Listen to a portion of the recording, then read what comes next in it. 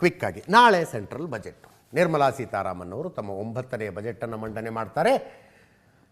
ದೇಶದ ಇತಿಹಾಸದಲ್ಲಿ for the first time ಭಾನುವಾರ ಬಜೆಟ್, ಸಂಡೇ ಬಜೆಟ್. ದೊಡ್ಡ ನಿರೀಕ್ಷೆಗಳು ಅನ್ನುವಂಥದ್ದನ್ನು ಈ ಹೇಳೋದಕ್ಕಾಗೋದಿಲ್ಲ. 5 ಸ್ಟೇಟ್ ಎಲೆಕ್ಷನ್ ಇದ್ದಾವೆ, ಆದ್ದರಿಂದ ಆ ರಾಜ್ಯಗಳವರು ದೊಡ್ಡ ದೊಡ್ಡ ನಿರೀಕ್ಷೆಗಳನ್ನು ಇಟ್ಕೊಳ್ಳೋಕೆ ಅಡ್ಡಿ ಇಲ್ಲ. ಕೇರಳ, ಪಾಂಡಿಚೇರಿ, ತಮಿಳುನಾಡು, ಅಸ್ಸಾಮು, ಪಶ್ಚಿಮ ಬಂಗಾಳ, ನಾಳಿನ ಬಜೆಟ್ ಭಾಷಣದಲ್ಲಿ ಆ ರಾಜ್ಯಗಳು ಮತ್ತು ಆ ರಾಜ್ಯಗಳ ಊರಿನ ಹೆಸರುಗಳು ಮತ್ತೆ ಬರ್ತಿರ್ತವೆ. ಅರ್ಥ ಮಾಡ್ಕೊಳ್ಳಿ, ಇದು ಏನಪ್ಪ ಎಲೆಕ್ಷನ್ ಕಾರಣಕ್ಕೆ ಅಂತ. ಲಾಸ್ಟ್ ಇಯರು 50,65,345 ಕೋಟಿ ರೂಪಾಯಿಯ ಬಜೆಟ್ ಇತ್ತು. ಈ ಸಲ ಒಂದು 54 ಲಕ್ಷಕ್ಕೆ ಹೋಗ್ಬೋದು. ಅದು ಬಜೆಟ್ನ ಒಟ್ಟು ಗಾತ್ರ 54 ಲಕ್ಷಕ್ಕೆ ಹೋಗ್ಬೋದು. ಈ ಸಲ ಬಜೆಟ್ ಮೇಲೆ ಜಿಯೋಪಾಲಿಟಿಕ್ಸ್ನ ಪ್ರಭಾವ ತುಂಬ ಇರುತ್ತೆ ಅಂತ ಅನ್ಸುತ್ತೆ ನನಗೆ. ಯಾಕಂದರೆ ಸಿಚುವೇಶನ್ನೇ ಒಂಥರ ಬೇರೆ ಇದೆ.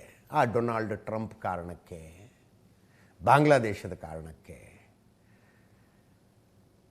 ಅದರ ಇಂಪ್ಯಾಕ್ಟು ಬಜೆಟ್ ಮೇಲೆ ಕಾಣಿಸುತ್ತೆ. ಬಹುಶಃ ಡಿಫೆನ್ಸ್ ಬಜೆಟ್ಗೆ ಹಿಂದೆ ಯಾವತ್ತಿಗಿಂತಲೂ ಜಾಸ್ತಿ ದುಡ್ಡನ್ನು ಈ ಸಲ ಮೀಸಲಾಗಿಟ್ಟರೇನು ಆಶ್ಚರ್ಯ ಪಡಬೇಕಾಗಿಲ್ಲ.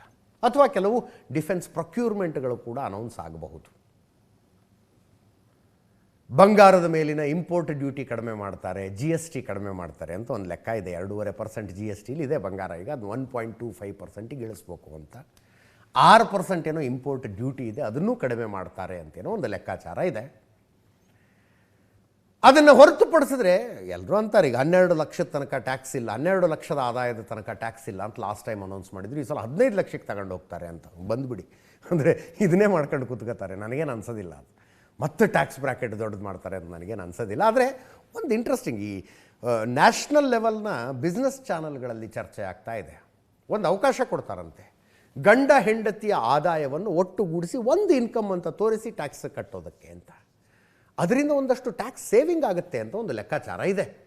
ಆ ಲೆಕ್ಕಾಚಾರ ಭಾಳ ಡೀಟೇಲ್ ಆಗಿತ್ತು, ನನಗೂ ಪೂರ್ತಿಯಾಗಿ ಅರ್ಥ ಆಗಲಿಲ್ಲ. ಬಟ್ ಅದು ಅನೌನ್ಸ್ ಆದರೆ ಒಂದು ಇಂಟ್ರೆಸ್ಟಿಂಗ್. ಹಿಂದೆ ಯಾವತ್ತೂ ಹಂಗೆ ಆಗಿರಲಿಲ್ಲ. ಅಂಥದ್ದು ಏನೋ ಒಂದು ಮಾಡ್ತಾರೆ ಅಂತ. ಗಂಡ ಹೆಂಡತಿ ಇಬ್ಬರ ಆದಾಯವನ್ನು ಒಟ್ಟುಗೂಡಿಸಿ ಒಂದು ಆದಾಯ ಅಂತ ಕನ್ಸಿಡರ್ ಮಾಡಿ ಅದಕ್ಕೊಂದೇನೋ ಟ್ಯಾಕ್ಸ್ ಕಟ್ಟುವಂಥದ್ದು ಒಂದು ವ್ಯವಸ್ಥೆ, ಅದರಲ್ಲಿ ಸೇವಿಂಗ್ ಮಾಡ್ಕೊಳ್ಳೋದಕ್ಕೊಂದು ಒಂದು ಅವಕಾಶ ಮಾಡಿ ಕೊಡ್ತಾರೆ ಅಂತೆಲ್ಲ ಲೆಕ್ಕಾಚಾರ ಇದೆ. ನಾಳೆ 11 ಗಂಟೆಗೆ ಬಜೆಟ್ ಸ್ಪೀಚ್ ಶುರುವಾಗೋದು. 8 ಗಂಟೆಯಿಂದ ಏಷ್ಯಾನೆಟ್ ಸುವರ್ಣ ನ್ಯೂಸ್ನಲ್ಲಿ ಸ್ಪೆಷಲ್ ಡಿಸ್ಕಷನ್ ಇರುತ್ತೆ, ಮಿಸ್ ಮಾಡ್ಕೋಬೇಡಿ. ಬಜೆಟ್ಟು ಫೈನಲಿ ನಿಮ್ಮ ಜೀವನ ಆರ್ಥಿಕತೆಯ ದೃಷ್ಟಿಯಿಂದ ಹೆಂಗಿರುತ್ತೆ ಅಂತ ನಿರ್ಧಾರ ಮಾಡೋದು. ಇದರೊಂದಿಗೆ ಇವತ್ತಿನ ನ್ಯೂಸ್ ಅವರ್ ಮುಗಿಸ್ತಾ ಇದ್ದೀನಿ. ನೇರ ದಿಟ್ಟ ನಿರಂತರ ಸುದ್ದಿಗಾಗಿ ನೋಡ್ತಾ ಇರಿ ಏಷ್ಯಾನೆಟ್ ಸುವರ್ಣ ನ್ಯೂಸ್.